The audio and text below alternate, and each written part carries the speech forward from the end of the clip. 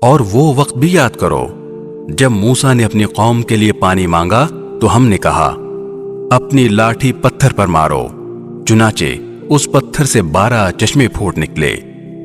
ہر ایک قبیلے نے اپنے پانی لینے کی جگہ معلوم کر لی۔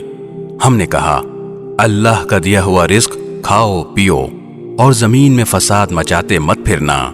اور وہ وقت بھی جب تم نے کہا تھا کہ اے موسیٰ ہم ایک ہی کھانے پر صبر نہیں کر سکتے، لہٰذا ہماری خاطر اپنے پروردگار سے مانگیے کہ وہ ہمارے لیے کچھ وہ چیزیں پیدا کرے جو زمین اگایا کرتی ہے، یعنی زمین کی ترکاریاں، اس کی ککڑیاں، اس کا گندم، اس کی دالیں اور اس کی پیاز۔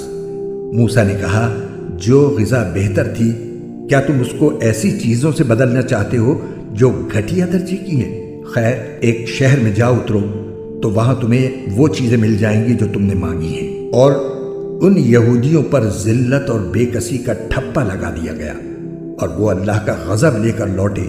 یہ سب اس لیے ہوا کہ وہ اللہ کی آیتوں کا انکار کرتے تھے اور پیغمبروں کو ناحق قتل کر دیتے تھے۔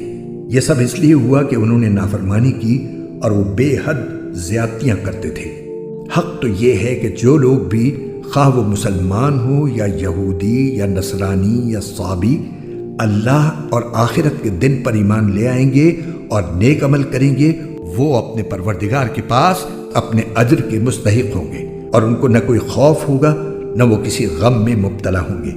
اور وہ وقت یاد کرو جب ہم نے تم سے تورات پر عمل کرنے کا عہد لیا تھا اور کوہ طور کو تمہارے اوپر اٹھا کھڑا کیا تھا کہ جو کتاب ہم نے تمہیں دی ہے اس کو مضبوطی سے تھامو اور اس میں جو کچھ لکھا ہے اس کو یاد رکھو تاکہ تمہیں تقوی حاصل ہو۔ اس سب کے باوجود تم دوبارہ راہ راست سے پھر گئے۔ چنانچہ اگر اللہ کا فضل اور رحمت تم پر نہ ہوتی تو تم ضرور سخت نقصان اٹھانے والوں میں شامل ہو جاتے۔ اور تم اپنے ان لوگوں کو اچھی طرح جانتے ہو جو سنیچر سبت کے معاملے میں حد سے گزر گئے تھے۔ چنانچہ ہم نے ان سے کہا تھا کہ تم دھتکارے ہوئے بندر بن جاؤ۔ پھر ہم نے اس واقعے کو اس زمانے کے اور اس کے بعد کے لوگوں کے لیے عبرت اور ڈرنے والوں کے لیے نصیحت کا سامان بنا دیا۔ اور وہ وقت یاد کرو جب موسیٰ نے اپنی قوم سے کہا تھا کہ اللہ تمہیں حکم دیتا ہے کہ تم ایک گائے ذبح کرو۔ وہ کہنے لگے کیا آپ ہمارا مذاق بناتے ہیں؟ موسیٰ نے کہا میں اس بات سے اللہ کی پناہ مانگتا ہوں کہ میں ایسے نادانوں میں شامل ہوں جو مذاق میں جھوٹ بولیں۔ انہوں نے کہا کہ آپ اپنے رب سے درخواست کیجئے کہ ہمیں صاف صاف بتائے کہ وہ گائے کیسی ہو۔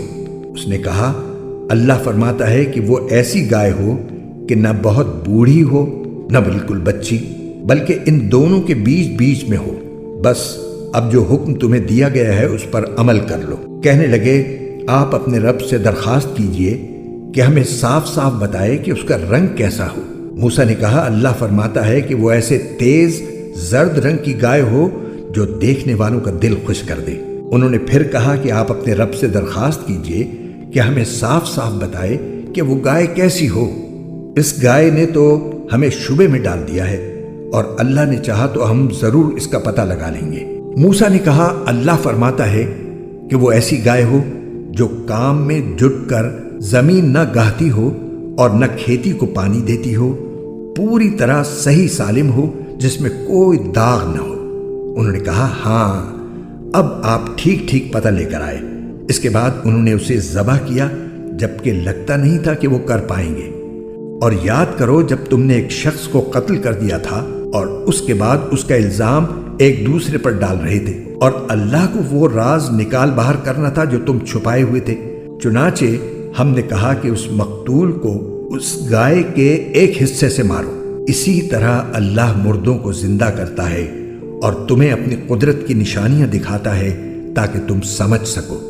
اس سب کے بعد تمہارے دل پھر سخت ہو گئے، یہاں تک کہ وہ ایسے ہو گئے جیسے پتھر، بلکہ سختی میں کچھ ان سے بھی زیادہ، کیونکہ پتھروں میں سے کچھ ایسے بھی ہوتے ہیں جن سے نہریں پھوٹ بہتی ہیں، اور انہی میں سے کچھ وہ ہوتے ہیں جو خود پھٹ پڑتے ہیں اور ان سے پانی نکل آتا ہے، اور انہی میں وہ پتھر بھی ہیں جو اللہ کے خوف سے لڑک جاتے ہیں۔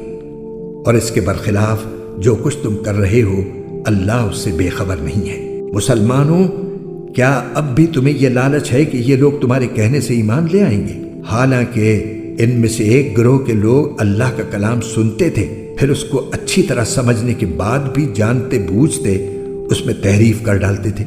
اور جب یہ لوگ ان مسلمانوں سے ملتے ہیں جو پہلے ایمان لا چکے ہیں تو زبان سے کہہ دیتے ہیں کہ ہم بھی ایمان لے آئے ہیں، اور جب یہ ایک دوسرے کے ساتھ تنہائی میں جاتے ہیں تو آپس میں ایک دوسرے سے کہتے ہیں کہ کیا تم ان مسلمانوں کو وہ باتیں بتاتے ہو جو اللہ تعالیٰ نے تم پر کھولی ہیں، تاکہ یہ مسلمان تمہارے پروردگار کے پاس جا کر انہیں تمہارے خلاف دلیل کے طور پر پیش کریں؟